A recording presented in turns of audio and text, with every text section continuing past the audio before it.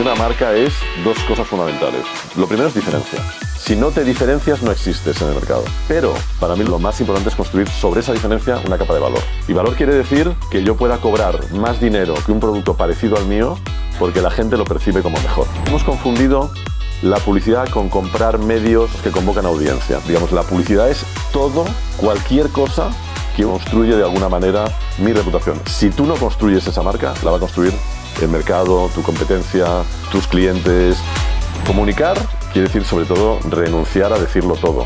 Por eso normalmente venimos gente de fuera a hacer ese trabajo, porque para alguien que está dentro de una marca, seleccionar aquello que debo decir y aquello que no es muy complicado.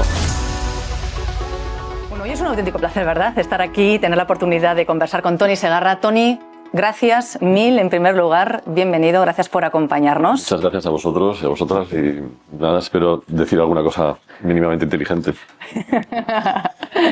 Se te presupone que vas a decirlas. Ya, ese es el problema. Así tenemos buen día, ¿eh? Sí. Bueno, él es un icono, es un emblema, es uno de los creativos más influyentes de la historia de la publicidad en este país. De la corta historia de la publicidad en España. Ponía reciente en mi guión, lo he quitado yo y tú lo remarcas. Bueno, de la corta publicidad, de la corta historia, no lo sé si es tan corta, pero sin duda hoy vamos a tener la oportunidad de recorrer muchos de los hitos. Sus campañas no solamente han funcionado comercialmente, que ya es mucho, sino que además también forman parte de nuestro imaginario. Hemos crecido con los claims, con los lemas que habéis construido, que has construido, y son parte también de nuestro discurso, de nuestra mente. Suma 39 leones en el Festival de Cannes. Ha perdido la cuenta de los soles que ha conseguido en el Festival de Publicidad de San Sebastián. Son más de 100. Porque nos damos muchos, no te tomes. Repartimos mucho. Ha recibido reconocimiento como Mejor Creativo del siglo XX. Premio Nacional de Comunicación, es académico de honor, miembro de la Academia de la Publicidad, Premio Nacional de Creatividad que la otorga el Club de Creativos, CDC. Y hoy tenemos muchas esperanzas puestas en ti, porque la verdad que el marketing vive un momento bastante convulso. Estamos en esa velocidad de los impactos, estamos en un momento en el que la IA también está a tope, también esa obsesión por el dato. En este instante tu mirada creo que nos va a poder arrojar mucha luz, y además le vamos a pedir un esfuerzo extra, porque aquí, en esta sala, tienes a muchas personas, a muchos profesionales que provienen del mundo industrial. Entonces, y que muchos de ellos también se responsabilizan de hacer visibles sus productos entre empresas, el B2B. Con lo cual, te vamos a pedir ese esfuerzo de que nos centremos sobre todo en ese área para que esta sesión... Voy a aprender más yo que vosotros. Diremos también por adelantado que Toni nos pidió no saber nada de lo que aquí iba a ocurrir, precisamente para tener su mente libre, creativa, para poder responder y vivir esto en directo. Y también lo vamos a ir construyendo entre todas las personas que estamos aquí en esta sala. Campañas míticas. Algunos, no todos, porque hace años de aquello, recordarán lo de la perrita Pepín, Pipín en televisión española, aquella que alertaba de que la televisión te podía atrapar. Fíjate, qué visionaria, la perrita Pipín en aquel momento. Es autor de Bienvenido a la República Independiente de tu casa, con IKEA, A qué huelen las nubes, de Evax, el célebre Te gusta conducir, de BMW, y otras muchas más. Yo he oído en alguna ocasión a algún cantante que le molesta ya que siempre le reclamen las canciones famosas, que dice, ni siquiera son las mejores que yo tengo. ¿Te pasa a ti? Bueno, eso le pasa... Es muy gracioso porque yo soy muy fan de Coquemaya, de los Ronaldos y de Coquemaya. No sé si lo conocéis. Y siempre había querido hacer una campaña con él, o con su voz, o con su música. Y hicimos una campaña de IKEA. Y un día oí una canción que era No puedo vivir sin ti, y nos encajaba perfectamente para una campaña de IKEA, y le pedimos permiso y accedió. Me dijo, mira, nunca he dicho que sí a publicidad, pero para IKEA me parece bien. Pensé, bueno, lo podías haber dicho antes porque llevo proponiendo tu nombre 20 años y menos mal que no lo sabía. Total, que lo hizo, tuvo mucho éxito la campaña y la canción se convirtió en su canción. Entonces, en todos los conciertos a los que va, le piden No puedo vivir sin ti. Y entonces el tío ha acabado completamente agotado del asuntito, ¿no? Y hizo una obra de teatro donde contaba un poco su vida, y el tío contaba, es que te vas a Spotify y mis 10 primeros temas que aparecen en Spotify son No puedo vivir sin ti. Y esto ya está un poco harto, pero pues a mí no me pasa lo mismo. He tenido la culpa en el caso de Coque, pero sí pasa un poquito lo igual. Es decir, a mí, por ejemplo, nunca me recuerdan, por ejemplo, pues lanzamos Vueling, cuando era una compañía, o sea, vino un señor, Carlos Muñoz, y nos dijo, voy a lanzar una compañía aérea. Y yo, ¿cómo? pero ¿tienes aviones? Y dice, no, los alquilo. ¿Y tienes nombre? No. Entonces montamos Vueling desde el principio. O sea, a mí ese, por ejemplo, me parece un caso maravilloso que no he tenido muchas veces la oportunidad de construir, es decir, empezar algo desde el origen, desde la marca, desde el principio. Y pues a menudo no se me recuerda por eso, ¿no? O no se nos recuerda por eso. Pero sí, a mí da igual. Creo que ya he tenido la suerte de, efectivamente, como tú dices, de que alguna comunicación de la que hemos hecho haya pasado, digamos, a ese un poquito el paraíso de las marcas, ¿no? Que es estar en la cultura popular un poco, ¿no? En el corazoncito un poco de la gente, y eso ya es un premio increíble, ¿no? Con el Te Gusta Conducir hiciste algo revolucionario, porque ahí no mostrabas el coche, o sea, no mostrabas el producto. Era lo aquello de la mano, ¿verdad? Sí. Bueno, justamente cuando hablamos aquí, supongo que hoy hablaremos de marca, ¿no? Y de toda la complejidad que tiene eso. Nosotros lo que vimos muy claramente, y yo creo que es muy evidente, es que los BMW pertenece al segmento premium, los coches caros, ¿no?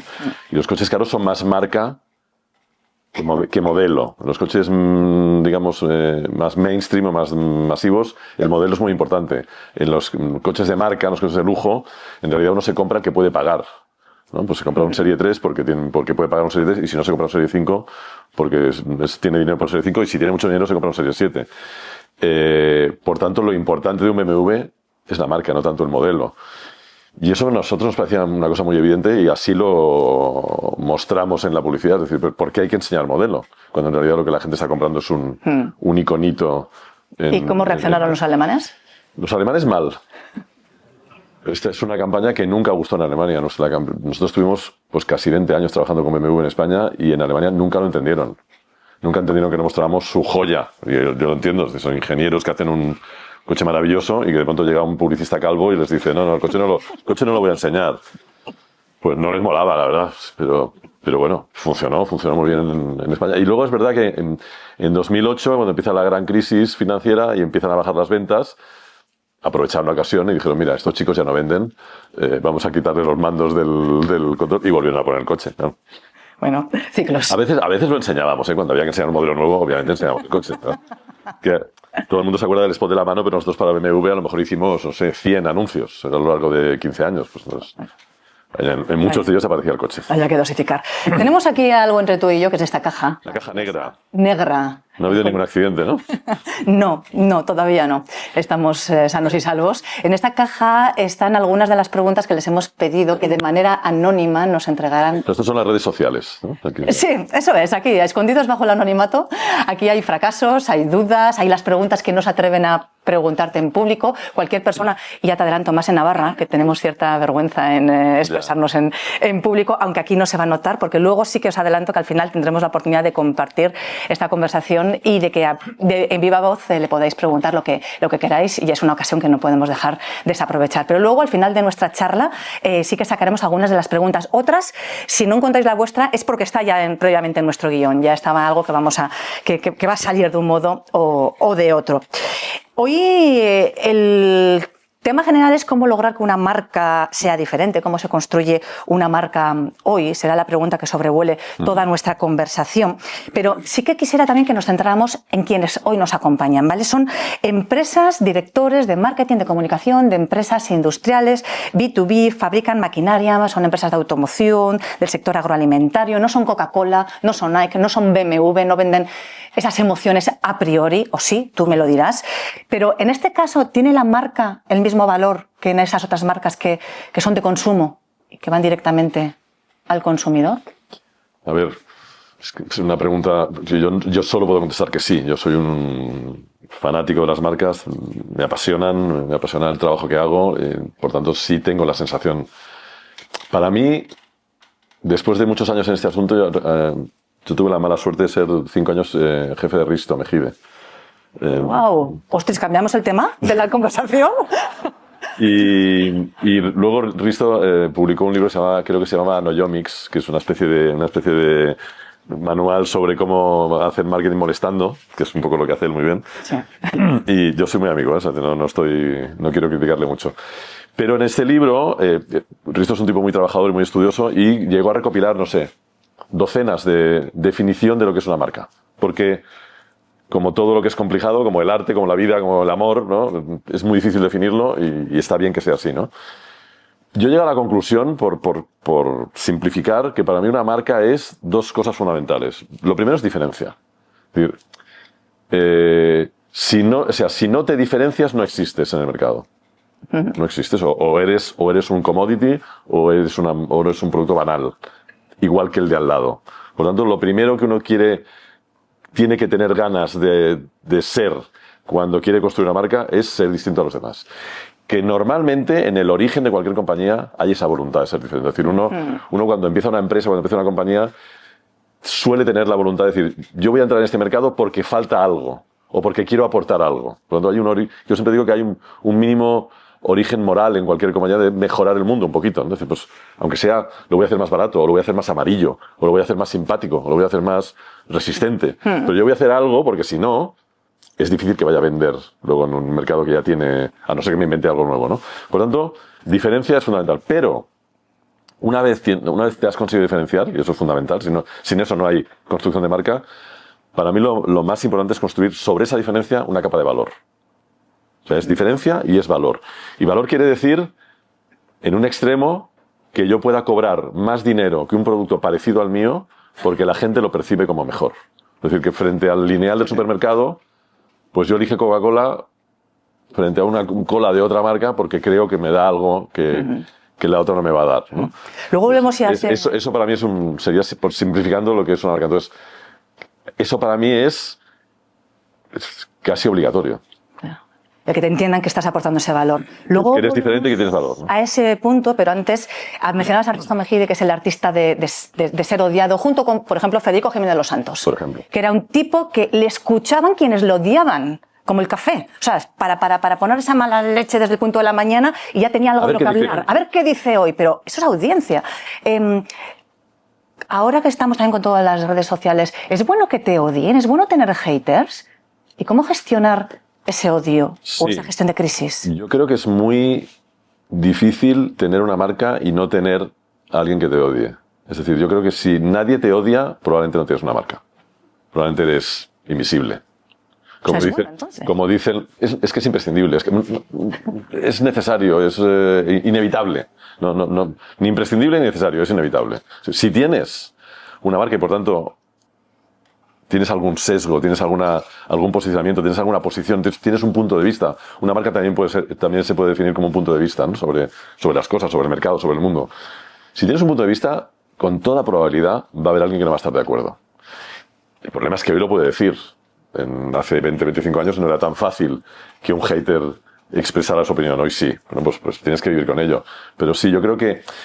Mira, una de las personas de las que más he aprendido en mi vida ha sido de Víctor Gay, que fue un poco el fundador de Evax. Yo siempre digo que fue el Steve Jobs de las compresas en el mundo, ¿no? Que es más difícil que ser el Steve Jobs de los ordenadores. Y recuerdo que él la compañía pertenecía en 50% a Procter & Gamble, que es una compañía que investiga constantemente todo. Entonces, era una marca que investigaba, que testaba los anuncios, testaba con mucha profundidad.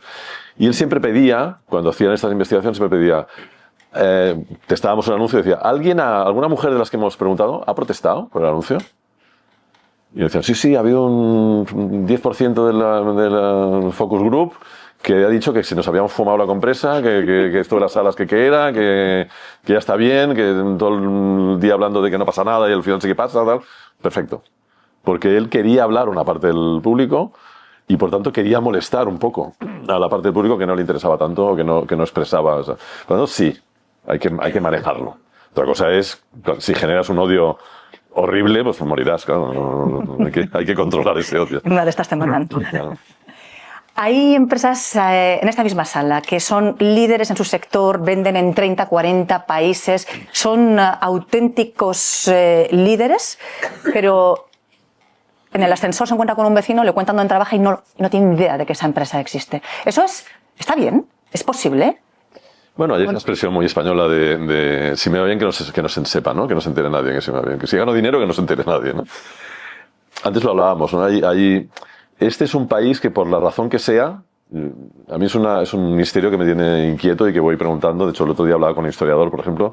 Es un país que privilegia el granel, por ejemplo, el bueno, bonito, barato, a la construcción de valor, a la construcción de marca. Comparado, por ejemplo, con Italia, ¿no? Hay un chiste que se utiliza muy a menudo y que a mí me pone muy nervioso, que dicen, Italia es España con marketing. O sea, que Italia es un país que explica el valor de lo que vende.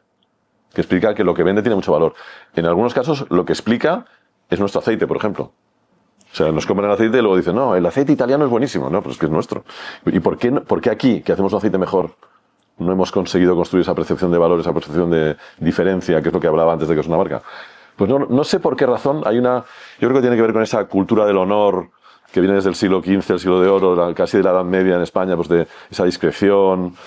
No lo sé, creo que tiene que ver con que el otro día el historiador con el que hablaba me decía, bueno, es que el imperio español fue un imperio fundamentalmente logístico, entonces hemos sido siempre muy buenos llevando cosas a todas partes, exportando, llevando Jerez en barcos a Estados Unidos y a Inglaterra y construyendo... Bueno, y eso nos ha hecho... ¿A quién idolatramos empresarialmente? A Mancio Ortega, a Juan Roch, es decir, gente que hace logística genial, pero al final a Zara no le importa demasiado la marca. No le interesa, no hacen camisetas que ponga Zara, ¿no? Ahora empiezan, la verdad, hay una cierta transformación. Entonces, por alguna razón, que ya te digo, estoy tratando de investigar, este es un país que no tiene esa predisposición empresarial, natural, industrial. Al contrario, tiene una tendencia, yo creo, lo que tú has dicho, una cierta discreción.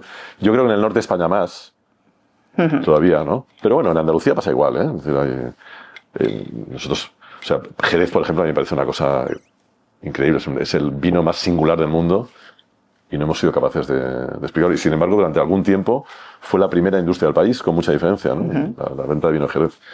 Entonces, no lo sé, no te sé decir la causa, pero es verdad que existe. Es verdad que cuesta mostrarse al mundo. Es verdad que tener una marca implica un mínimo nivel de exposición que puede ser, bueno, molesto, a lo mejor, en algún caso. Lo puedo entender. Claro, a eso se añade que muchas de las empresas llevan décadas vendiendo sin haber invertido un duro en publicidad.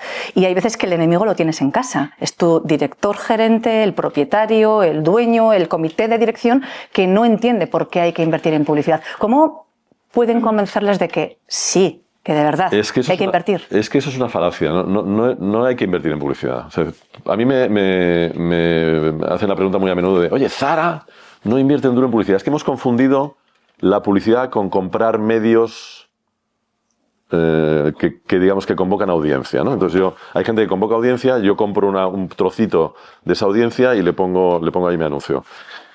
Zara ha gastado cientos y cientos y cientos, probablemente miles de millones de euros en localización, en tener tiendas donde no hacía falta que tuvieran esas tiendas. Es decir, ¿por qué Zara se fue a la Quinta Avenida de Nueva York? Eso era un anuncio, eso era publicidad, eso no era una tienda. Probablemente esa tienda nunca fue rentable. Una tienda del Paseo de Gracia hoy en Barcelona no es rentable. Nunca, jamás. Es un anuncio. Tengo que estar ahí. Es decir, si yo soy Hermès, tengo que estar en el Paseo de Gracia de Barcelona y tengo que estar en el Boulevard no sé qué de París, ¿no? Y tengo que estar en Oxford Circus en Londres. Por lo tanto, digamos, la publicidad es todo, cualquier cosa que uno dice. La construcción de marca no pasa por invertir en publicidad, pasa por tener claro que todo aquello que dices construye de alguna manera mi reputación. De hecho, en realidad, si tú no construyes esa marca, la va a construir el mercado, tu competencia, tus clientes. Y de hecho, en algunos casos estamos hablando... Es que mucha gente en esta sala no construye marca, no. A lo mejor la construye de una manera más discreta, distinta, pues seguramente pues trata bien a sus clientes, es una manera de construir marca, o en el propio producto. O sea, el principal, yo siempre lo digo, es decir, la televisión, los 50 años, digamos, de predominio de la televisión, que era un medio estratosférico en términos de eficacia, y para el que la podía hacer, de hecho, se convirtió en un problema para las marcas porque las marcas dependían tanto de la televisión que dejaron de invertir en hacer productos diferenciales. La televisión unificó los productos. Porque si tú te anunciabas en televisión, y de hecho acordaos que en el supermercado todavía hoy pasa, pero en aquel momento pasaba mucho, tú veías en la cajita del producto, en el paquete del producto, anunciado en televisión, como si fuera un ingrediente, como si fuera una diferenciación real, cuando en realidad no lo era. Pero eso te daba una diferencia real. Y eso hizo que las marcas se olvidaran de que lo fundamental al final, es ofrecerle al cliente una experiencia diferencial de producto. Sin eso no hay marca. Sin eso no hay marca. Entonces yo creo que el B2B, en general, entiende que el producto tiene que ser diferencial o el precio tiene que ser diferencial, ¿no? Y muchas veces se olvida que podemos construir diferencia y comunicación en el producto. Siempre pongo un ejemplo del mismo de siempre, que es Steve Jobs, porque al final, ahora decimos, es un genio del marketing que nos lanzó muchas lecciones, ¿no? Pero, por ejemplo, él cuando regresa de Next, él sabéis que tiene una primera etapa en Apple, luego le echan y luego regresa. Se monta una compañía que se llama Next y luego regresa a Apple. Y lo primero que lanza en la segunda etapa es el iMac. No sé si lo recordáis, un Mac transparente, de colores. Y ese Mac tiene un asa, un agarradero. En realidad es un cacharro que pesaba y que no era muy transportable, ¿verdad? Pero él le pone un asa. Porque lo que te está contando con eso es un anuncio, ese asa es un anuncio. Lo que te está contando es, yo creo en un ordenador personal, en un ordenador tuyo, en un ordenador transportable. En ese asa ya está el iPad, ya está el iPhone, ya está la idea de, yo lo que quiero construir es un ordenador para cada persona. No un ordenador para una mesa, un ordenador para ti. Y le pone un asa que jamás nadie utilizó, pero que se veía, o la propia transparencia del ordenador, esa sensación de ligereza.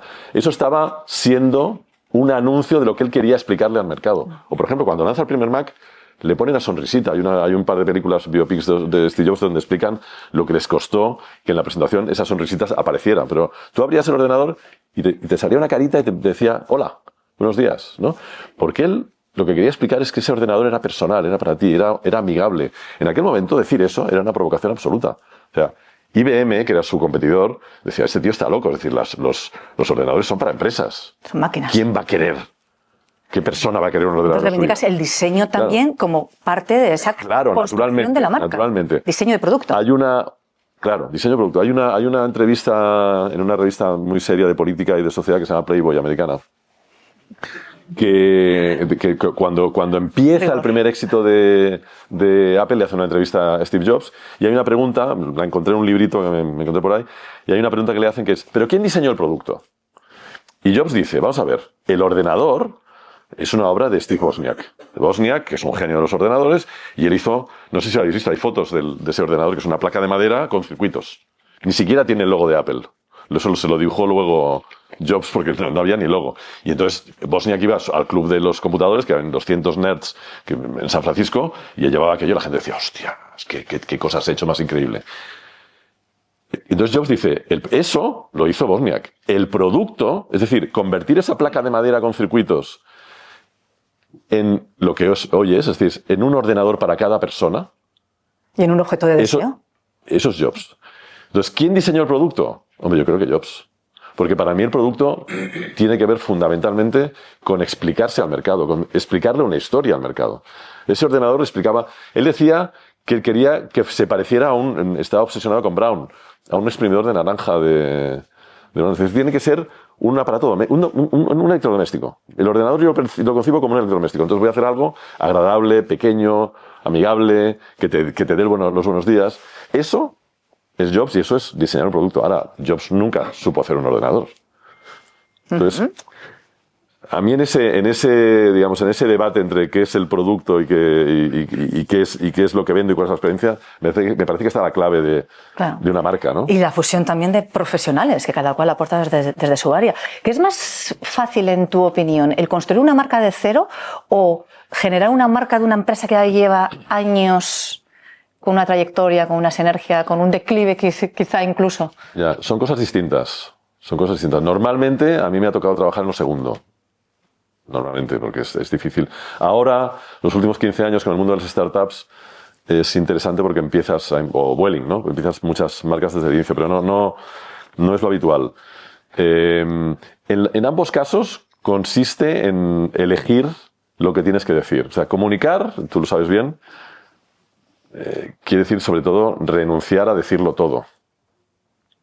Y eso es lo que más cuesta. Es decir, por eso normalmente venimos gente de fuera a hacer ese trabajo, porque para alguien que está dentro de una marca, dentro de una empresa, dentro de una compañía, seleccionar aquello que debo decir y aquello que no es muy complicado, porque todo es importante y todo es fundamental y yo estoy tan cerca lo quiero tanto, sé tanto de él que me cuesta mucho alejarme y ver qué va a interesar al mercado y qué no va a interesar al mercado. Entonces, para una marca. Entonces hay muchas marcas que han olvidado eso, han olvidado qué tengo que decir, se han puesto a decir muchas cosas, se han diluido, se han fragmentado. Entonces, el trabajo, sobre todo el segundo trabajo, es decir, el de coger una marca que ya existe y tratar de volver a revitalizarla en el mercado, tratar de aprovechar de nuevo, consiste de nuevo en que es casi hacer terapia.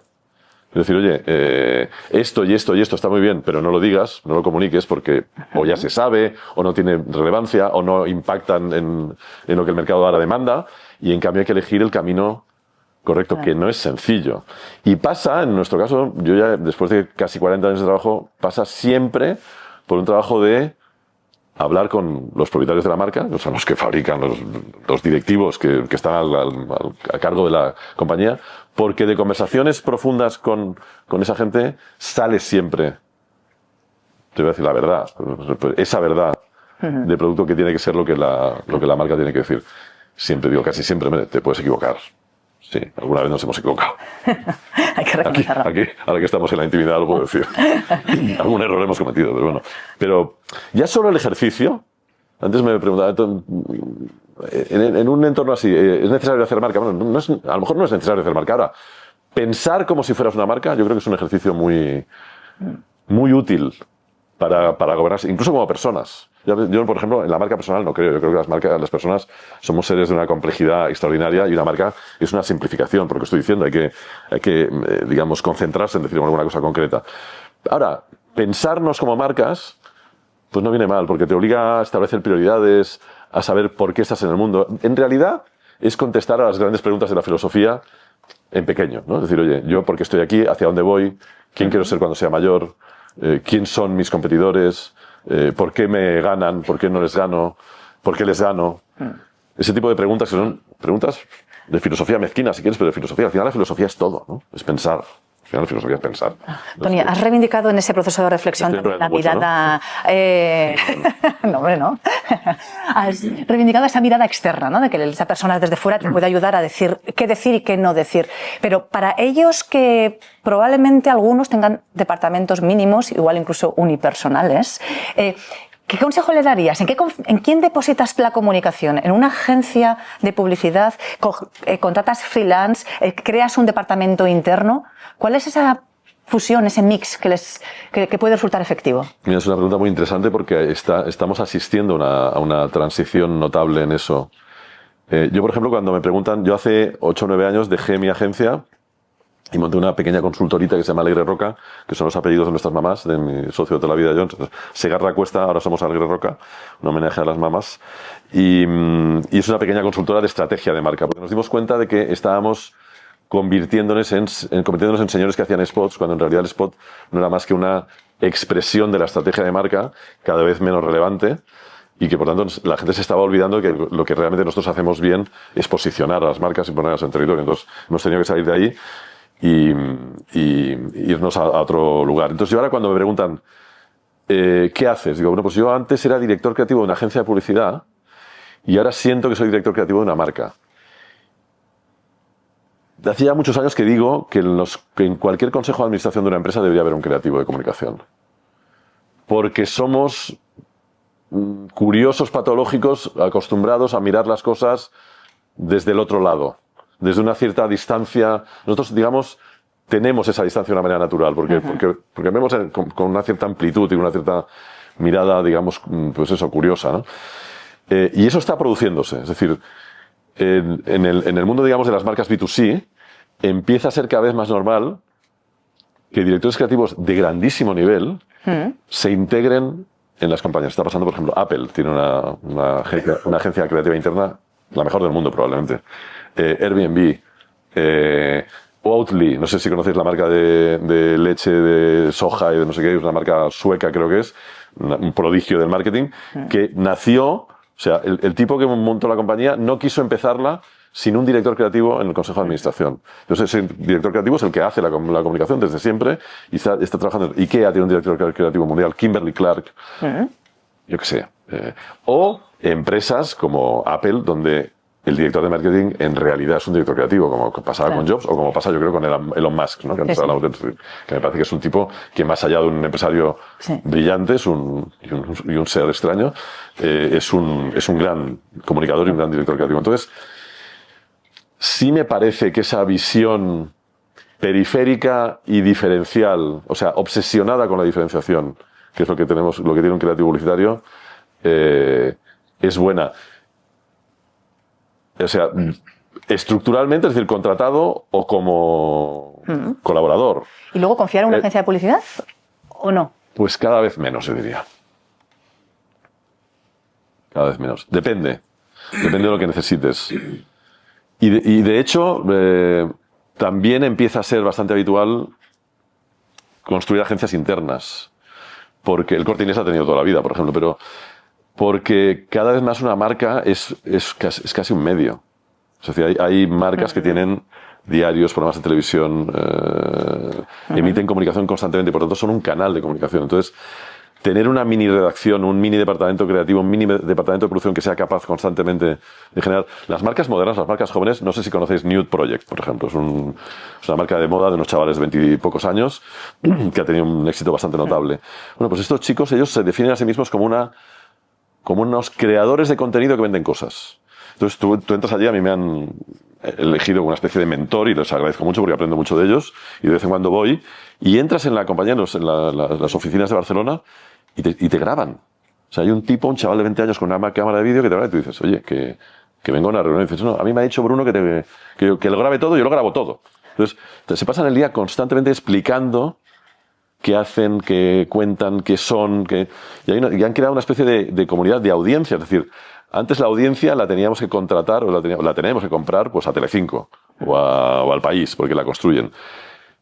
Red Bull, por ejemplo, que es una marca que ha entendido muy bien el escenario actual, ha trabajado para construir una audiencia propia. Es decir, yo quiero reunir a todos los jóvenes o a toda la gente que está, digamos, en el entorno del mundo de la adrenalina, del deporte extremo, porque son mi target fundamental, mi comunidad fundamental. Y lo ha conseguido. Es decir, hoy Nike quiere vender unas zapatillas a ese público y le paga a Red Bull para que ponga su anuncio en las plataformas de Red Bull. Entonces, me estoy liando un poco, ¿no? Pero sí es cierto que hay que empezar a entender la marca desde dentro y la compañía desde dentro como un emisor de comunicación y, por tanto, sí tener, digamos, algún profesional interno que sepa de eso. Que sepa. Y llevado a un extremo, que sepa qué tipo de profesional. Un híbrido que no existe, pero que empieza, yo creo que a estar, que es un híbrido entre periodista y publicista. Porque los publicistas no sabemos mucho de construir audiencias. En cambio, los periodistas sí tenéis la obsesión de entender qué de lo que una marca puede decir le puede interesar a la audiencia. Nosotros estamos acostumbrados a saltar discursos agradables, de la mejor manera posible, de la manera más simple. Pero no sabemos si eso es lo que interesa o no a la gente en general. No sabemos si estamos introduciéndonos en una conversación que el mercado está teniendo. Eso es más un instinto de periodista. Entonces yo creo que esa hibridación... Entonces, yo si encuentras a ese personaje, o esa personaje, yo sí lo tendría cerca. Y no sé si he contestado, pero... Y tampoco sé si es fácil lo que estoy diciendo. Repreguntaremos. Pero... ¿Estamos en estos momentos construyendo para personas, marcas, o para la IA? Porque también hay una obsesión por enviar mensajes para la IA para que nos posicione y cuando se le pregunta a la IA salgamos ahí en primer lugar. ¿Estamos desnaturalizando esa relación con las personas? Es que lo de la IA es otra cosa, no tengo ni idea.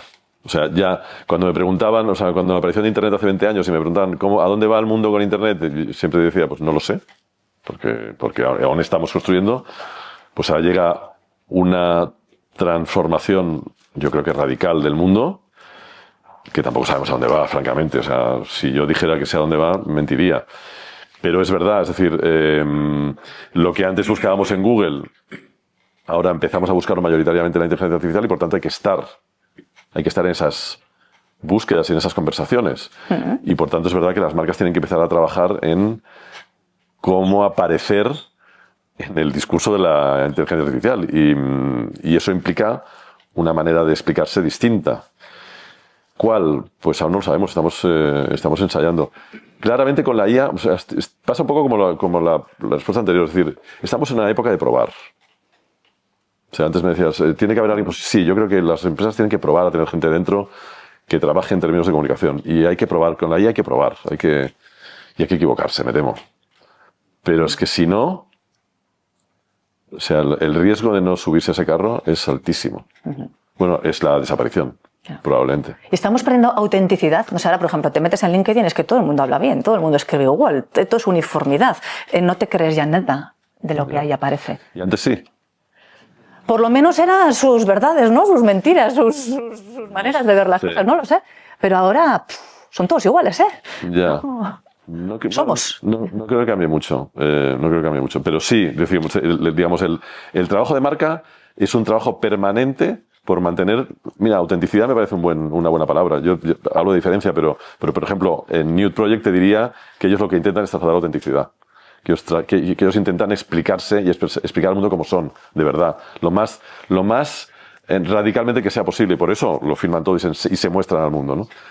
De una manera clara. De hecho, tenía un cliente, Manu Tres Sánchez, que todavía está trabajando en el Banco Sabadell, que utilizaba una metáfora maravillosa para explicar esto, que decía, hoy las marcas son como los restaurantes modernos, que tienen la cocina abierta.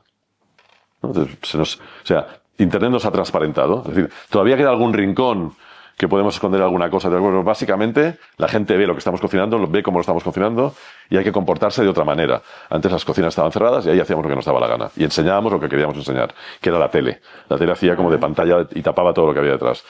Hoy eso no pasa, por tanto, digamos, la necesidad de tener claro qué mostramos y qué exponemos y la posibilidad de equivocarse es infinitamente mayor. Y hay que aprender también a, lo que decía antes de los haters, hay que aprender a manejar esa reputación. Es decir, me he equivocado y lo puedo decir y lo puedo contar y a veces salir de un error es un acierto. Es un acierto. ¿Y cómo dialogas con esa audiencia y a través de qué canales? Bueno, de todos. Y la publicidad siempre fue una conversación. Yo recuerdo cuando apareció un manifiesto que se llamaba Manifiesto Cluetrain hace 25 años, cuando empieza Internet, que me fascinó, me lo descubrió Risto. Me vino un día alborotado y dijo, mira lo que he encontrado. Y el principio del manifiesto decía, los mercados son conversaciones. El manifiesto lo decía por la llegada de Internet, pero a mí me reveló a mí me reveló mi vida. Y pensé, claro, yo siempre he construido una conversación. O sea, mi trabajo ha consistido en, yo hago un anuncio que le dice a la gente, hola, buenos días, soy Evax y te quiero contar esta cosa. Y el mercado, ahora es más fácil escucharlo, pero el mercado siempre te contestaba, porque siempre hacíamos investigación, siempre sabías lo que pasaba, y siempre sabías dónde te habías equivocado, dónde habías acertado, y entonces te contestaban y tú lanzabas otro mensaje en función de lo que te habían contestado. Por tanto, la comunicación, en general, desde siempre, es una conversación. Hoy es una conversación en tiempo real, difícil de manejar, pero por otro lado tiene una enorme ventaja, ¿no? Por ejemplo, para industrias que te pueden preguntar, oye, yo no tengo dinero para invertir en publicidad, pues que hoy no hace falta. Hoy estás en el mundo, hoy puedes estar en el mundo a través de canales propios, ¿no? Pero a eso quería ir, al dinero. Porque es una gozada poder escucharte y oírte hablar de esas empresas y de esas compañías que manejan unos presupuestos que no sé si igual entre todos juntos aquí no les empataríamos al 10%, pero cuando no tienes ese presupuesto, ¿cómo construyes una marca? ¿Cómo haces que una empresa, una marca pequeña no lo parezca o parezca grande? ¿Y cómo lo haces con poco dinero? Porque el dinero es dinero, pero también es recursos, es personas, es mente, es manos. Como he dicho, es decir, cuando voy a dar una rueda de prensa porque abro un local, cuando abro un local, ¿cómo lo decoro? ¿Cómo habéis decorado este local? Es decir, esto explica cosas, es publicidad. Cuando diseño el producto estoy haciendo comunicación. ¿Tengo conciencia de que estoy haciendo comunicación en construcción de marca? No. Normalmente no, pero la podría tener. ¿Y eso me cuesta dinero? El mismo que diseñar ese producto, el mismo dinero que tengo que utilizar. ¿Abrir un local me cuesta dinero? Sí, claro, el que tengo que utilizar.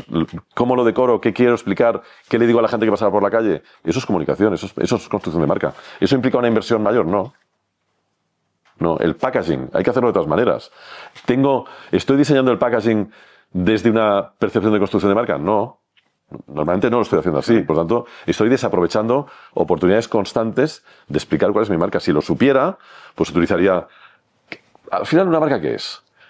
Aparte de diferencia de valor. ¿Cómo se construye? Con coherencia y con consistencia, que son cosas distintas a pesar de que parezcan lo mismo. Hoy, sobre todo, o sea, cuando había la tele y cuando había marcas que podían pagarse la tele, pues casi te diría que no hacía falta ser ni coherente ni consistente. Venga, hacías anuncios y los anuncios funcionaban.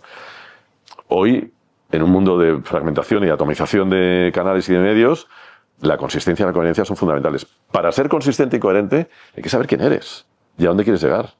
que tampoco es muy extraño lo que estoy diciendo. Lo que pasa es que no sé las cifras, pero el 90% de las industrias del país no lo piensan. Claro. Es que no lo piensan. Normalmente, los buenos empresarios con los que me he encontrado, buenos empresarios, a ver, de mi cuerda, digamos, ¿no? Porque hay buenos empresarios que no tienen por qué. Hay mucha gente que no cree en la marca y no me parece mal. O sea, todo el mundo tiene sus opiniones y está bien que las tenga y además les va bien. Normalmente los empresarios que funcionan bien en términos de marca es porque son buenos directores de marketing y buenos directores creativos, te diría. Esos formatos que mencionas, antes no sé si tú percibes que la vida era como más sencilla. Sí, o sea, claro. Anuncios, prensa... Pero no la comunicación, que sí. El mundo era más sencillo, ¿no? El mundo era más sencillo, claro. Internet ha transparentado Mira, yo suelo escribir en La Vanguardia una vez al mes y justamente anteayer publiqué un artículo que se titula Vivir en la abundancia, porque hablando con Jaume Ripoll, que es uno de los fundadores de Filmin, una plataforma de streaming, el tipo me decía, a ver, yo creo que hay que educar a la gente en la cultura audiovisual, porque si no, hay tal abundancia de películas y de series y de cine en general que no sabemos por dónde empezar. Entonces pasamos el día haciendo zapping ahí que se ha convertido en un entretenimiento en sí mismo, ¿no? Entonces yo creo que hay que educar para vivir en esa abundancia de la que no vamos a salir. O sea, esa abundancia va a estar, ya ha llegado para quedarse. Y yo de pronto pensé, esto que me dice se puede asociar perfectamente al mundo. Es decir, tenemos un mundo de abundancia absoluta. Y sabemos que la abundancia absoluta lleva a la parálisis y lleva a la insatisfacción. Es decir, cuanto más las sociedades en las que vivimos, las sociedades occidentales libres, están basadas en la idea de la libertad de elección. Claro. Cuanto más libertad de elección tenemos, más parálisis y más insatisfacción. Eso, o sea, tenemos 50 pantalones vaqueros para elegir. Pero, entonces hay que aprender. ¿Cómo elegimos? ¿Cómo elegimos? Bueno, ¿Formatos y canales? El trabajo de marca es ese. El trabajo de marca es cómo me presento yo al mundo de manera simple para que la gente reconozca alguna cosa y yo le ponga las cosas fáciles frente a ese... Entonces, es decir, por eso digo que no me parece que una persona sea una marca, porque me parece que una persona es complejidad y una marca es simplificación. Claro. Por eso cuesta tanto, porque nadie percibe a su marca como simple. ¿No? Y no voy a decir que llevamos 180 años en el mercado, no, porque a lo mejor los 180 años en el mercado no te sirven para nada. En un mercado en el que eso no tiene valor. Pero es que yo quiero decirlo, bueno, pues lo quieres decir, y también tienes que decir que eres el más robusto del mercado, y también tienes que decir que tienes un precio cojonudo. No, todo eso no puede ser. Claro. O sea, ¿y qué habla de precio? Muy poco. Tony, antes el que podía estaba en televisión, el que podía pagar un anuncio en prensa y le funcionaba. ¿Esos formatos están obsoletos? ¿Ya no funciona tele, ya no funciona prensa? Funcionan menos, con lo cual hay que utilizar más, hay que gastarse más dinero en lo de siempre, hay que gastarse más dinero en otras cosas y corres el riesgo enorme de fragmentarte. Porque en las compañías grandes que tienen... O sea, las compañías pequeñas tienen sus problemas, las compañías grandes tienen otro problema, que es que casi cada canal tiene un responsable, que va a la suya, normalmente. Y por lo tanto, al final las marcas son 14 marcas. La marca que habla en TikTok es distinta que la que habla en televisión, es distinta que la que habla cuando el presidente del Consejo de Administración lanza un discurso, es distinta a la de las tiendas y es distinta a la de la radio. Entonces, por eso me parece que nunca había sido tan importante la estrategia, el posicionamiento, la coherencia y la consistencia. Porque si no, lo que haces es romperte. O sea, fragmentarte quiere decir romperte. Claro. ¿Hay que ir a ferias, por ejemplo? No, claro, naturalmente. O sea, si tú... Vamos a ver, una de las grandes ventajas del B2B es que estás en donde la comunicación tiene que estar, que es en la segmentación. Es decir, la tele nos hizo pensar que podíamos llegar a todo el mundo. Llegar a todo el mundo es un absurdo. Es decir, ¿a cuánta gente que no le importaba nada una compresa le vendía yo lo de a qué huelen las nubes? O sea, había un señor con una cerveza viendo su partido de fútbol y de pronto él salía a qué huelen las nubes y decía, y a mí me importa. Oye, yo no me resisto a hacerte esa pregunta. Era para el final, pero te la hago ya. ¿A qué huelen las nubes? Pues a nada. Claro. Es solo una metáfora. Una metáfora. A mí me dejó, en aquel momento recuerdo, flasheada, pensé lo de se la han fumado. De verdad, en ese momento lo pensé. Pues o sea, no huele a nada. Eso es un... claro, es que no sé si hablar de estos asuntos así tan íntimos aquí, pero... eso es otra genialidad. EVAC sabía, obviamente, cuáles eran los argumentos de venta más fundamentales de las mujeres para comprar compresas. Pues había protección el primero, limpieza el segundo, y el tercero era olor. Y nadie tenía el coraje en el mercado mundial de hablar del olor, porque claro, ¿cómo voy a hablar de estas cosas en la tele, delante de todo el mundo, tal cual. Y este tipo nos dijo, hay que hablar de esto. Si es el tercero, y si es importante, y si además yo estoy ofreciendo un producto que resuelve este problema bastante, yo quiero hablar de ese asunto. ¿Cómo hablamos? Claro. Y ese es el encargo. Y dices, hostia. Y una chica, que yo siempre pensé que era Gloria Hernández, pero luego resulta que era Mónica Moche, y hay que citar los nombres, vino un día con esto de a qué huelen las nubes y pensé, qué genialidad. Qué bueno. Qué genialidad. Mira, en realidad no eran a qué huelen las nubes, era a qué huelen las cosas que no huelen. Ese era el spot. Luego se ha quedado en a qué huelen las nubes, pero en realidad el anuncio hacía muchas preguntas. No me haga recuerdo, pero de a qué huele tal, a qué huele cual, a qué huelen las nubes, a qué huelen las cosas que no huelen. Ya está, pues... Y digamos, nos metimos en un jaleo y en un berenjenal tremendo, pues porque alguien nos lo pidió y porque tuvimos que salir de ahí. Claro. Aquí, Toni, Esto ha interrumpido lo que estaba diciendo, que no me acuerdo qué era, pero bueno, ya saldrá. Si alguien lo sabe, que lo recupere. Pero sí que hay dos cuestiones que aquí están ligadas. Una es que Toni, como con esos presupuestos no va a hacer buenas campañas, y otra es, claro, vende coches, por ejemplo, ¿no? Un BMW. Un pequeño ejemplo por el presupuesto, que siempre lo pongo. Sí. Y además así hago propaganda a mi mujer, que es la genio de casa. Interiorista, montaron un estudio con una diseñadora gráfica, con Marion Donebeck y Estudio M, y Mireia Roda montaron un Estudio M, hace años. Les llega un cliente que quiere montar tiendas de chuches, de caramelitos, tal. Y ya tengo una tienda y tal en la avenida Puerta del Ángel de Barcelona, tal. Se van a ver la tienda, por ahí no pasa ni un niño. Están una hora, aquí no pasan niños, no hay colegios cerca. No hay. Por tanto, habrá que hacer una tienda de chuches para adultos. Pues si no, este no va a vender. Y crean una cosa que se llama Happy Pills, que es una especie de farmacia. O sea, crean una especie de farmacia, la tienda que parece una farmacia blanquita, monísima, con una cruz rosa, como si fuera una farmacia. Y simplemente lo que hacen es el mismo producto que tiene la tienda de chuches de al lado, lo meten en envases que pone Happy Pills y que lo vende, pues eso, como pastillas de la felicidad. Como, oye, cómprate un frasquito de estos para... Y lo venden más caro. O sea, no cambiaron el producto les costaba igual. Simplemente cambiando el packaging, lo consiguieron vender más caro, fue un exitazo, abrieron 7 o 8 tiendas y luego el dueño de aquel producto no fue capaz porque le empezaron a llamar multinacionales para comprar la idea. Y no lo quiso hacer. Y bueno, pues perdió la oportunidad, lo que quieras, pero eso ya son cuestiones personales. Uh-huh. Pero siempre pongo el ejemplo, ¿qué se gastaron de más? Nada. Nada. Simplemente aplicaron una lógica de comunicación y de construcción de marca. Es decir, yo voy a poner en valor esto, y voy a poner en valor esto para un público que normalmente no me mira, que es el público adulto, y quiero que me mire y que me compre. Claro. Entonces, ¿qué cuesta eso? Nada. Pensar. Hombre, sí, cuesta contratar a unas genias que te lleguen que venden una solución, pero bueno, sí. Ni siquiera eran caras estas chicas. Volvíamos a ese punto. Hablamos de hacer campañas con dinero. Nosotros, digamos. Eso. Hacer campaña con dinero es más fácil que hacerlo sin dinero. No es fácil. La cantidad de dinero que se tira a la basura por hacerlo mal es también. Había un anunciante hace muchos años americano que decía, sé que tiro el 50% de lo que invierto en comunicación, lo que no sé es qué 50% es. O sea que en muchos casos estoy tirando el 100%. Bueno, es una reflexión interesante sin duda. Y luego también el hecho del producto en sí. Entiendo que no es lo mismo vender un viaje, que algunas de las personas que aquí tienen venden tornillos, o sea, venden productos sin sex appeal, no estoy nada atractivos. No estoy de acuerdo. Llévame la contraria, por favor. No estoy de acuerdo. Yo soy un idiota y me enamoro de todos los productos que anuncio, por lo tanto, no soy, digamos, creíble y fiable, pero cualquier producto pertenece, o sea, resuelve algo en el mundo. O sea, un tornillo y una tuerca igual son el producto más importante que existe. O sea, imagínate el mundo sin tornillos. Es imposible. Por tanto, no estoy de acuerdo. O sea, una compresa es muy difícil de vender. Sí. Muy difícil de vender. Pero, coño, la menstruación igual también es lo más importante del mundo. Hola, soy tu menstruación. Claro, por ejemplo, también hicimos esa barbaridad. Lo recordamos todos. Ya.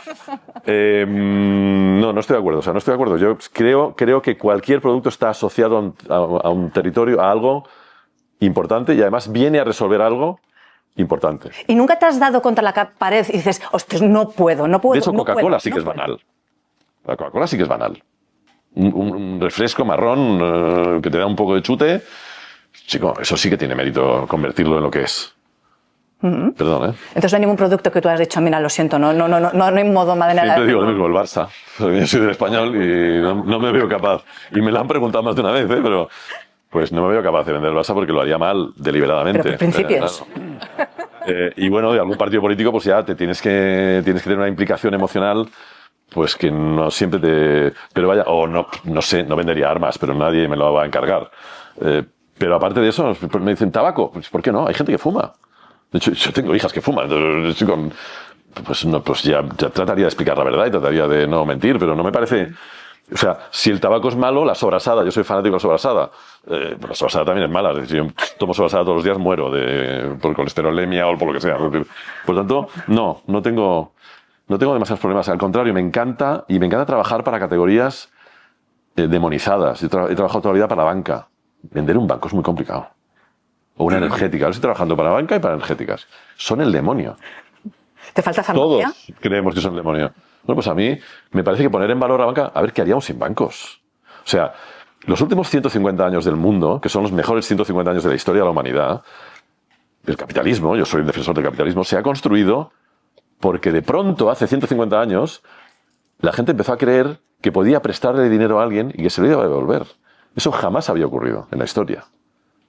Tú no prestabas dinero. Entonces, eso hace banca. Vale, de acuerdo. Con sus cosas, ¿eh? Pero te dan dinero. O sea, yo tengo una idea de montar una peluquería que va a ser súper guay aquí en una esquina de Pamplona y me voy a forrar, necesito dinero, se lo pido al banco y el banco me lo da. Y cree en mí. Y cree que se lo debe devolver en los próximos 20 años. O sea, cree que dentro de 20 años le voy a devolver la hipoteca. Eso es fe. Coño, si eso no es fe. Entonces, no, el mundo sin bancos no es posible. Y el mundo sin energética, ¿qué te voy a decir? Entonces, pero bueno...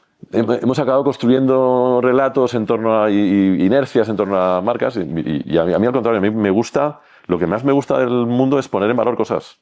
Yo soy un optimista ingenuo, si queréis, radical, absurdo, pero es optimista. Yo creo que esto tiende a ir a mejor y que el ser humano tiende a ir a mejor y que el ser humano, en este artículo que te digo que escribí el lunes, lo que acabo diciendo es, oye,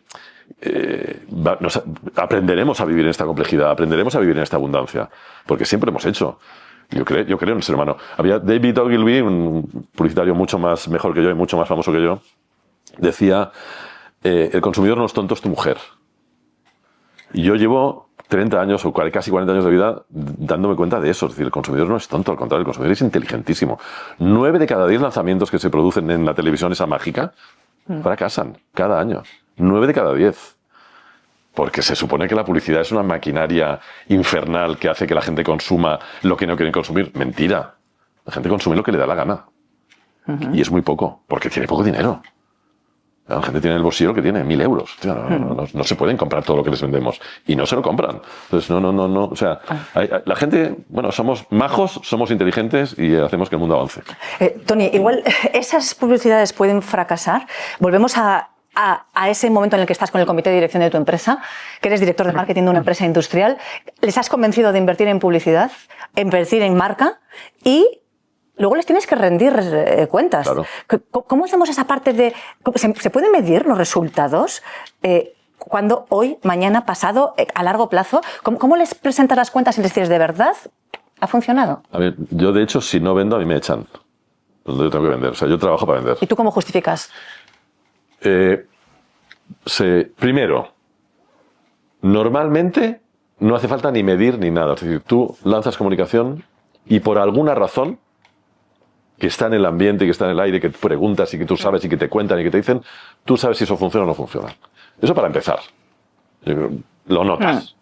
Pero aparte ahí, obviamente, te estoy diciendo de Evax, investigas, o sea, le preguntas al consumidor. Hoy con las redes sociales hay una capacidad de rastreo enorme, pero lo notas sobre todo si la gente va a comprar tu producto y si lo compra. Eso es fundamental. O sea, si haces comunicación para vender y no vendes, al cabo de un tiempo, es decir, a lo mejor eres consciente de que, eso también lo decía el de Víctor Gay de Evax, decía, cuando tomo una decisión estratégica de comunicación, me ato a la silla con cadenas y veo pasar la cuenta de resultados por delante porque yo sé que cuando estoy haciendo un giro estratégico hay que contarlo y hay que explicarlo y hay que tener una cierta paciencia. Pero si al cabo de 2 años, de 3 años, no estás vendiendo más, no estás mejorando la posición, es que no ha funcionado. Entonces, se sabe, se puede medir, se puede controlar. ¿De una manera perfecta? No, pero todos tenemos nuestros fusibles de saber si las cosas están funcionando o no. Y cuando no funciona también lo sabes y es muy obvio. Y la mayoría de las veces, ya te digo, cuando haces publicidad masiva, no funciona. No funciona del todo. Tampoco es... O sea, desastres tampoco hay. O hay pocos, hay menos de lo que... Pero que no acaba de funcionar, pues eso ocurre muy a menudo. Por eso también pues te echan, te cambian por otra agencia, prueban, tal. Y luego hay el momento que encuentras a alguien y pues estás eso, como nosotros, pues 20 años con BMW, 20 años con el Banco Sabadell, 20 años con IKEA, 20 años con EVAX, porque de pronto has encontrado un camino que está funcionando, ¿no? ¿Y por qué estás 20 años? Porque funciona. ¿Y cómo lo sabes? Porque lo sabes. Ahí está. No, lamento no ser más riguroso. Todo el mundo sabe que hay mecanismos de control, pero también que es difícil medirlo, digamos, con certeramente. Sí. Esa es una de las grandes debates, quizá el debate central de mi oficio, que es que nosotros utilizamos, por decirlo así, un lenguaje poético o artístico para construir marca, y que eso no es posible medirlo, y sin embargo hay una necesidad imperiosa de medir la eficacia de ese lenguaje artístico. Por tanto, ahí has dado, digamos, en el clavo del debate fundamental de la profesión. Y entonces hay mucha gente, por ejemplo, que no quiere utilizar ese lenguaje, pues porque no se puede medir. Pues está bien, pues no lo uses. Ha salido nuestra conversación en las redes sociales, no podía no hacerlo. Estamos en un momento igual en el que quizá estamos en una gran saturación. ¿Una empresa industrial realmente tiene que estar en TikTok? No. En TikTok no debería estar casi nadie, yo creo, pero bueno. Por salud mental. Sobre todo, pero no, o sea, no entiendo la obsesión de las marcas por estar en todos lados. ¿No? Esa es una primera decisión que es relativamente sencilla de tomar, la decisión, si uno sabe quién es y a dónde va. Si uno ha hecho el esfuerzo por posicionarse y por tener una estrategia de comunicación clara y de marca clara, pues de pronto a la pregunta de ¿tienes que estar en TikTok? La respuesta es muy fácil. Pues sí o pues no. ¿Y puedes permitirte no estar? Sí, claro. ¿En ninguna red? Claro. Si ese no es tu público, si ahí no vas a llegar a tu público, ¿para qué estás? ¿Para qué estás? Porque venimos de una superstición que es que yo le puedo llegar a todo el mundo. Y eso ha muerto. Por eso el B2B me parece que está más en la realidad que el B2C.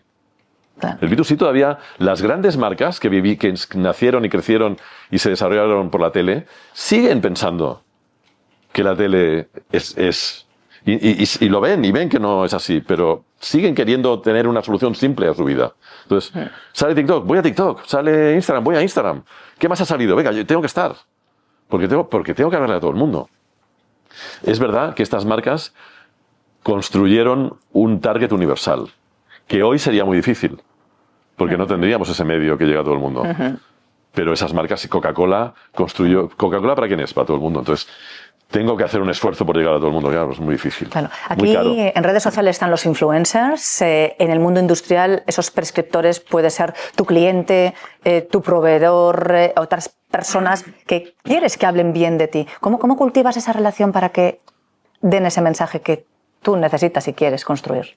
Bueno, con lo que te he dicho antes primero teniendo claro qué mensaje quieres trasladar y trasladándolo con consistencia y coherencia para que al final, de una manera natural, el que te escucha te entiende así. Porque tu producto es así, porque tu punto de venta es así, porque tu discurso es así, porque lo que cuentas es así, porque tu precio es así, porque tu distribución es así, porque tu gente es así. Entonces, si todo eso, las marcas nacen fundamentalmente de las culturas internas. O sea, tú no puedes expresar una marca que contradiga la cultura interna de la empresa. Entonces, la cultura expresa también la marca. Entonces, si tú tienes claro quién eres y a dónde vas, y hay muchas empresas que lo tienen, tú trasladas eso. Y entonces, al final, a la gente a la que le gusta eso, lo cuenta. O sea, un restaurante, por ejemplo, es boca a oreja. Los restaurantes no hacen comunicación. Hombre, no deberían hacer, yo creo, comunicación masiva. Pero boca a oreja es fundamental. O sea, ¿cómo hace comunicación un restaurante? Ofreciendo una experiencia tan memorable que cuando salgas lo vas a contar, como una peli. ¿No? Las pelis, hay pelis que hacen marketing, pero las pelis esas que de pronto, oye, pues todo el mundo lo ha ido a ver durante 6 meses porque has salido del cine y se lo has contado a 10 amigos. Pues eso es la base de la comunicación, la base de la construcción de marca, es que alguien te considere tan valioso que te recomiende. Y eso se construye, yo creo que primero, sabiendo quién eres, lanzando un mensaje de valor y de diferencia, y siendo pesado, consistente, coherente, venga. Y al final la gente te dirá, mira, estos son serios, estos son baratos, estos son modernos, estos son inteligentes, estos son lo que sea. pero son eso. Crean una percepción. Exacto. Construir una percepción. Sí. Cuando tú haces una comunicación activa lanzando mensajes, ¿debemos también recurrir a la repetición? ¿O ya la repetición no funciona? ¿Sí? Bueno, a ver, funciona. Sí, o sea, la nueva repetición es la consistencia. Sí. O sea, antes repetíamos el mismo mensaje todo el rato, porque se podía. Porque teníamos canales que permitían repetir, machacar. Yo siempre digo, Pascual, leche Pascual, así es un ejemplo claro. ¿Es buena comunicación? Pues no lo sé. Yo no diría que es buena creatividad. Pero fueron muy consistentes en repetir, calidad. Al final nos creímos que leche Pascual tenía calidad porque nos insistieron tanto y nos gastaron tanto dinero en eso. Bueno, eso era la repetición. Hoy la repetición, porque no tenemos los canales, la repetición es muy difícil, muy difícil. Entonces, ¿cuál es la nueva repetición? La consistencia y la coherencia. Es decir, tengo que hablar en muchos canales distintos, tengo que ser el mismo, la misma marca en esos canales distintos. Sí, es verdad que hay una cierta diferencia. Hablemos ahora de creatividad. Nuestra propuesta ahora es intentar meternos en tu mente, en tu cabeza. ¿Cómo creas? ¿Cómo consigues que esos claims, esos lemas, esos conceptos surjan, aparezcan? Ya, a ver, supongo que hay que tener una cierta predisposición. Ayer hay una serie, es una serie documental maravillosa en Disney Channel, que es McCartney 1, 2, 3. Es una conversación entre Rick Rubin y Paul McCartney. Son 6 capítulos de media hora. Alucinantes. A mí me parece que es una lección de todo, de vida y de marketing, pero de marketing también. Y ayer me estuve repasando, ya la he visto, pero me gusta repetir, estaba un rato ahí tranquilo y vi el capítulo, creo que es el capítulo 6, y hay un momento que están escuchando, porque van escuchando, están en la mesa de mezclas y Rick Rubin le pone canciones a McCartney, y McCartney ni se acuerda, ¿no? Y hablan, por ejemplo, de cómo McCartney tocaba el bajo y de cómo toca el bajo, tal cual, entonces le pone una canción y dice, esta canción cuando tenía 14 años, cuando la creé. Y el Rubin se queda, 14 años, y dice, sí, pero esto que hacías es muy sofisticado para... ¿Tú qué hacías con la guitarra y tal cual? No entendí muy bien, pero le explica una cosa. Esto es muy sofisticado para un tío de 14 años. Y McCartney dice, ya, yo todavía hoy me hago la pregunta de por qué sabía hacerlo. Y no tengo respuesta. O sea, que es cierto que hay, yo creo, una cierta predisposición natural en algunos hacia cosas, ¿no? Y supongo que yo tengo los creativos publicitarios tenemos una cierta predisposición natural a encontrar la manera de explicar algo complicado de una manera sencilla para vender. Es un talento. Supongo que sí. Pero luego es muy oficio, como todo. Es decir, supongo que el que tiene la capacidad de hacer una silla bien, pues tiene esa capacidad, o el que tiene la capacidad de diseñar un interior. Yo soy incapaz de diseñar un interior, pero veo esto y me gusta y me traslada algo, pero no sé por dónde se empieza. Tú tienes esa predisposición. Luego es oficio. Y ya digo, el oficio pasa sobre todo por entender... O sea, a mí me apasiona entender una compañía.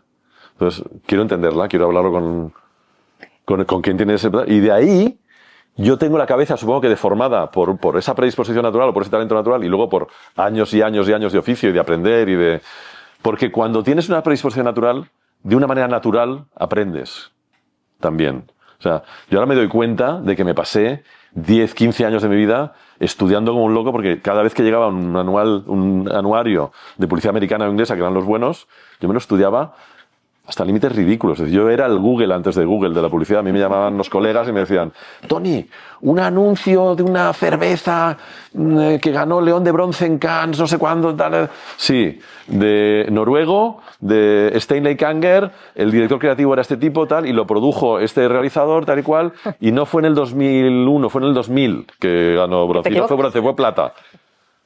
Yo era eso. Entonces, ¿estaba estudiando? No. O sea, a mí me llegaba el anuario y para mí eran vacaciones. Yo recuerdo que decía a mi secretaria, esta semana voy a estar ocupado. Entonces me pasaba ahí.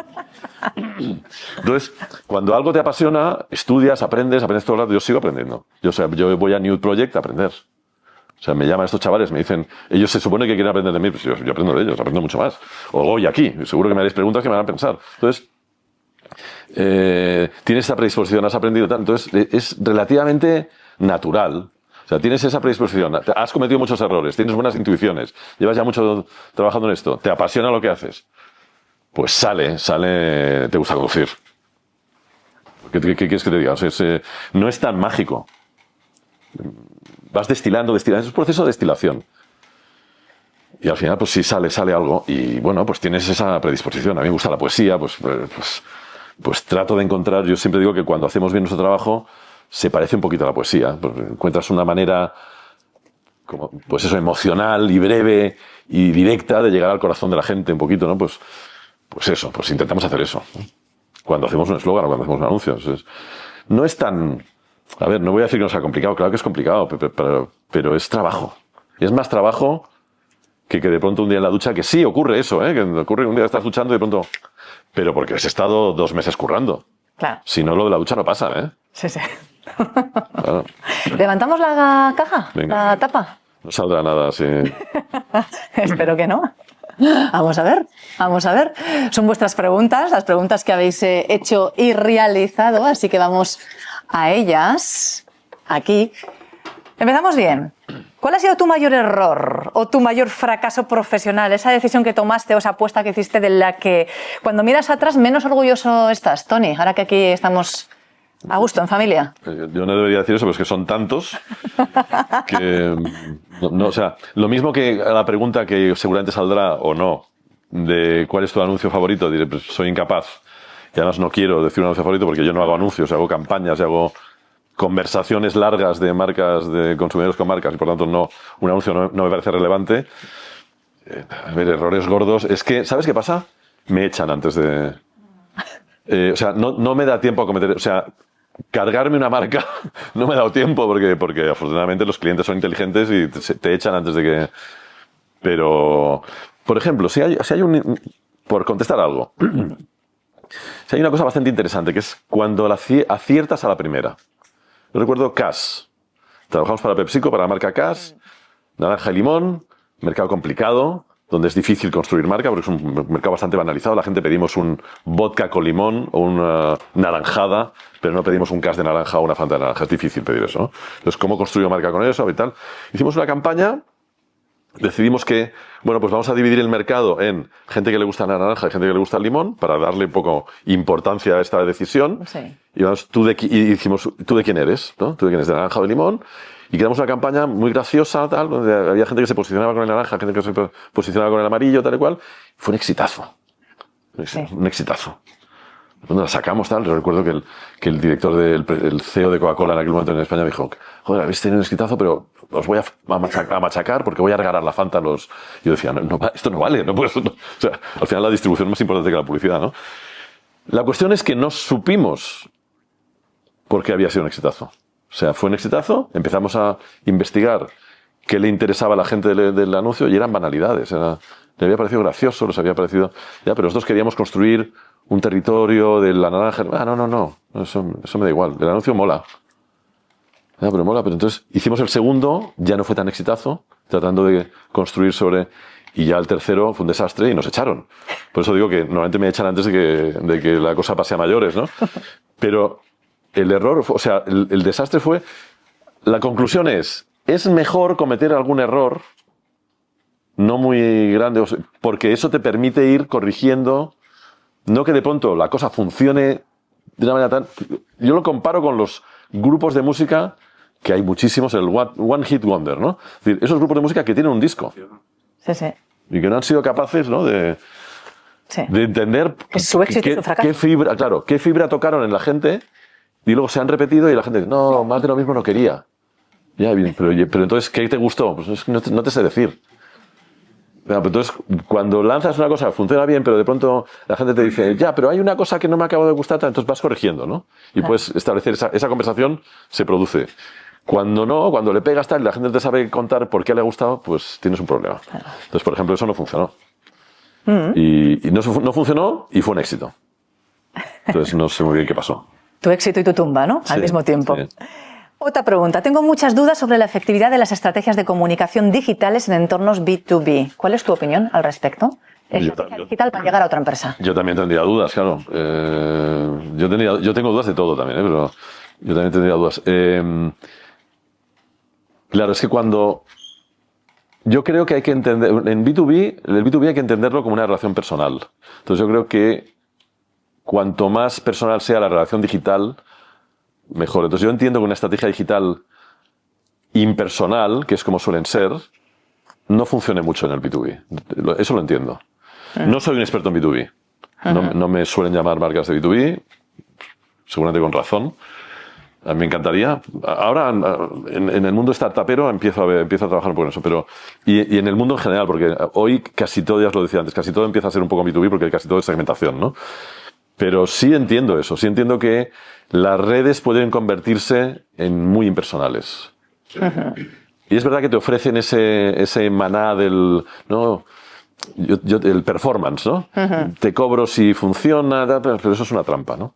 De hecho, el gran debate de hace 2 años en el Harvard Business Review, recuerdo que me lo mandó una clienta y me dijo, mira cómo está el mundo. El gran debate de los CMOs del mundo era performance o branding. O sea, hemos abandonado el branding por el performance, el gran hallazgo de lo digital y de Google y de no sé qué tal. Hemos puesto el dinero ahí. Ostras, pero no estoy construyendo diferenciación. Me estoy banalizando. He olvidado algo importante. ¿Y ahora qué hago? ¿No? Por ejemplo, hay un caso muy maravilloso. Airbnb. Pandemia, 2020. Ostras, la gente no se puede mover, me voy a la mierda, paro de invertir. Y paro de invertir en... Ellos invertían prácticamente el 100% de su presupuesto en performance. Claro, soy una marca digital, la gente me busca en digital, yo invierto en digital, ¿no? Y convierto y tal y cual y funciona. Dejan de invertir todo el dinero que invertían en performance porque cortan la inversión en general para sobrevivir. No pasa nada. Sigue entrando la gente desde su casa, incluso entra más, porque está aburrida y está pensando, cuando salga de aquí, ¿dónde voy a ir? Y entonces de pronto los tíos descubren, hostias, a ver si me he estado equivocando. Y entonces, desde entonces habéis visto que empiezan a hacer publicidad más convencional, que ellos llaman, que me gusta mucho el concepto, publicidad educativa. Porque de pronto dicen, igual no hemos explicado a la gente lo que somos y lo que es. Entonces empiezan a hacer publicidad explicando lo que es un huésped, explicando por qué se diferencian los hoteles. Es decir, es una publicidad muy pedagógica, muy didáctica, muy bien hecha, con una agencia interna, que en muchos casos vienen gente que viene de Apple, pero transformaron su estrategia del performance al branding porque se dieron cuenta que no les hacía falta hacer performance, que habían construido una marca tan potente que ya funcionaba sola. Por ejemplo, yo lancé Vueling y ahora trabajo para Volotea, que es la compañía aérea que ha creado el mismo creador de Vueling, que es Carlos Muñoz. Pues ellos siempre me dicen, odiamos desde la envidia a Ryanair porque es el único que crea una marca tan clara de precio, de yo el mejor precio lo tengo yo, y lo han hecho con una tan buena comunicación que parte de un tipo que lanza barbaridades todo el día. Otra vez hablamos de que se gasta dinero, no mucho. Dice barbaridades. Pero barbaridades en una línea concreta. Que no le hace falta invertir en performance. O sea, la gente va a Ryanair directamente. Y eso no se lo puede permitir ninguna otra línea aérea del mundo. ¿Por qué? Porque ha construido una marca. Entonces, ¿qué es una marca? Es eso. Es dinero. Es dinero contante y sonante. De hecho, volviendo al caso de Vueling, que es un caso que siempre cuento, es decir, ¿qué es ese valor intangible de una marca? ¿Se puede expresar en dinero? Se puede expresar. Es decir, Vueling, os acordaréis, y si no os lo cuento, lo absorbe Clicker, lo absorbe Iberia. Iberia crea una línea de low cost porque el Vueling le hace daño, crea una línea de low cost que se llama Clicker, no acaban de competir bien y al final dice, bueno, me quedo Vueling. Entonces, se quedan Vueling, absorben Vueling, lo compran. Y el CEO de Clicker, que era Alex Cruz, un tipo que luego fue CEO de British Airways, genio, obviamente dice, bueno, he absorbido yo Vueling, la marca se llamará Clicker. Y viene la gente de Deloitte, que se supone que de esto saben, y dicen, ni se te ocurra. Pues ni se te ocurra, la marca que tiene valor es Vueling. ¿Por qué? No te sé decir, porque han construido una marca y tú no. Pero ellos tienen marca y tú no la tienes. Ellos son diferenciales y tú no lo eres. Y el tío me lo decía luego, porque luego trabajé con él unos cuantos años. Me decía, me tuve que comer tu marca, tu puñetera marca. Y cargarme la mía. Yo le tenía mucho cariño por culpa de que lo habías hecho mejor. Bueno, pues construimos un valor intangible que tenía resultado luego en los balances. Es decir, tío, no te lo puedes cargar. Claro. O sea, vas a tener que gastar mucho dinero en hacer que Clicker sea lo que hoy es Vueling. Partimos del otro lado. Es así. Sí. Como estamos en terapia, aquí te voy a compartir una de las situaciones que alguien nos traslada. Dice, a veces lo más frustrante es que internamente se piense que el área de comunicación y marketing son los que te ponen bonitas las cosas. Hemos trabajado iniciativas bien ejecutadas en forma, pero con poco impacto real, porque llegábamos al final del proceso sin haber participado en la definición estratégica.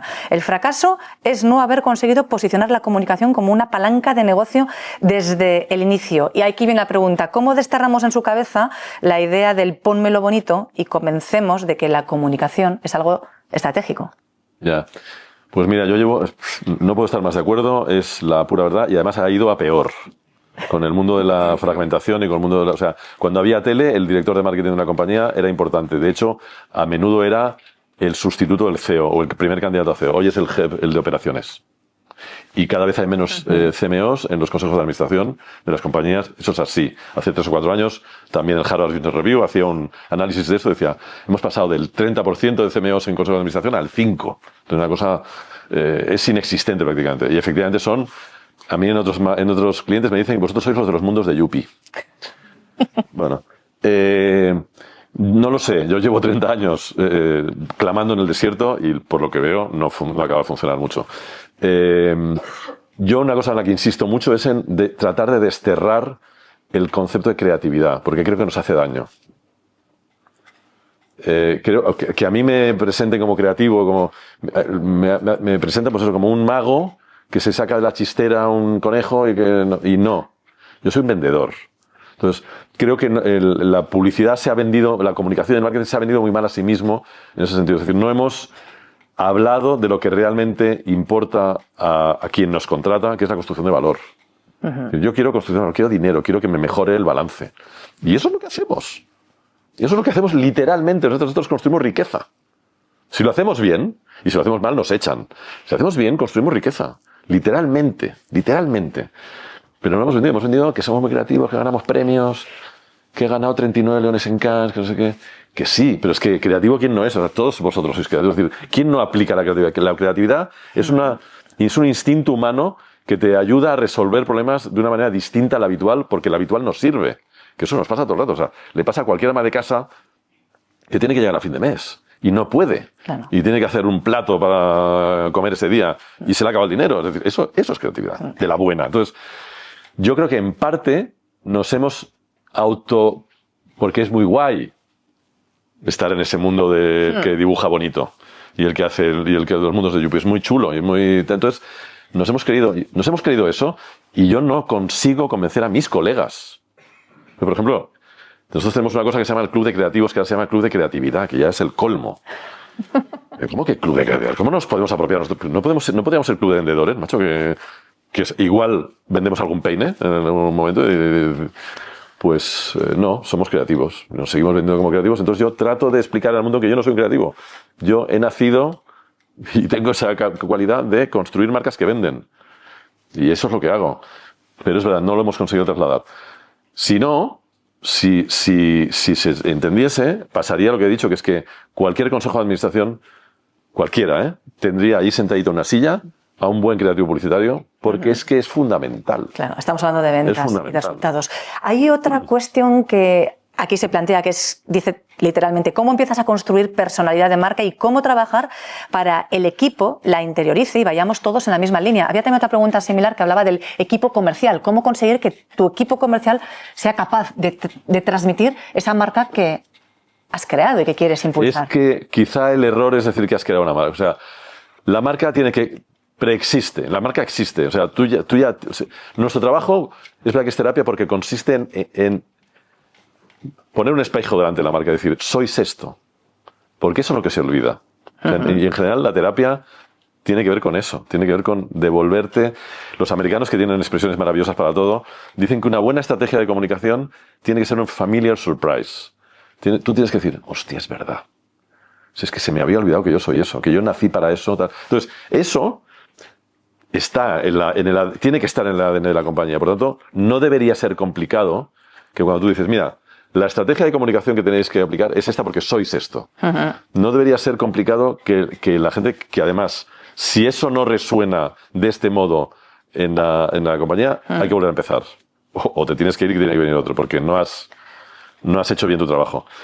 Lo primero que tiene que pasar, antes decía la cultura interna, lo primero que tiene que pasar es que la gente reconozca que efectivamente es la marca y no tenga ningún problema en seguir vendiendo eso de una manera más consistente y más coherente, eso sí. O sea, ¿de qué te sirve reconocer lo que eres? Pues que coño, que eliminas adherencias que se han ido pegando por el mercado, por el camino, y eres más nítido, más claro, más transparente en lo que quieres comunicar. Pero tú no te puedes inventar una marca. Yo no me puedo inventar una marca. Porque, para empezar, perdería una cosa fundamental que es la base de cualquier marca, que es la credibilidad. Tangana, el rapero, en una charla que nos dio en el CDC hace unos años, el tío decía, yo veo muchas marcas, en la tele sobre todo, en las anuncios de tele, que no se toman en serio una cosa fundamental que decía que para los raperos es lo más fundamental, que es la credibilidad. Yo veo muchas marcas, él decía que hablan, pues marcas que quieren ser jóvenes y que no lo son, y que hablan como jóvenes y que hablan como abuelos raperos, ¿no? ¿Cuántos anuncios ahora, ¿no? Abuelos raperos en la tele hay todo el rato, ¿no? Marcas que dicen, no, yo soy muy joven, no eres muy joven. Entonces, la credibilidad es fundamental y hay que reconocer lo que eres y reconocer lo que no eres. Y tratar de ocupar un espacio para tratar de poner en valor lo que eres y no lo que no.